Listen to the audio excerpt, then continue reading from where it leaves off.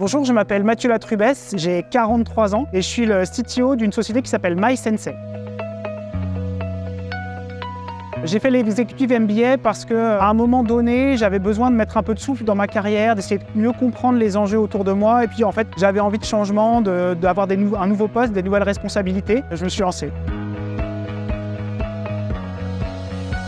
Je pense que le plus important, c'est de réussir à comprendre les gens avec qui je travaille aujourd'hui. C'est-à-dire, je comprends bien le comptable, je vois à peu près ses enjeux, par exemple, le directeur marketing, le commercial, etc. Prendre vraiment de la hauteur par rapport à... Moi, avant, j'étais très tech, et là, maintenant, j'essaye d'être vraiment plus transverse et de bien comprendre ça.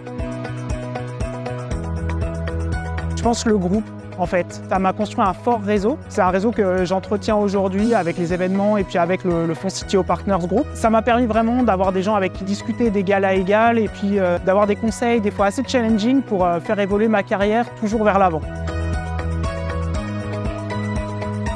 Aujourd'hui, en fait, j'aimerais bien faire un peu moins de tech parce que je comprends bien que je suis moins bon développeur que je ne l'étais. En tout cas, il y a plein de petits jeunes qui sont bien meilleurs que moi. Par contre, je suis là pour les accompagner, faire en sorte qu'ils grandissent et les amener plus loin. C'est ça mon boulot aujourd'hui, c'est ça que j'ai envie de faire.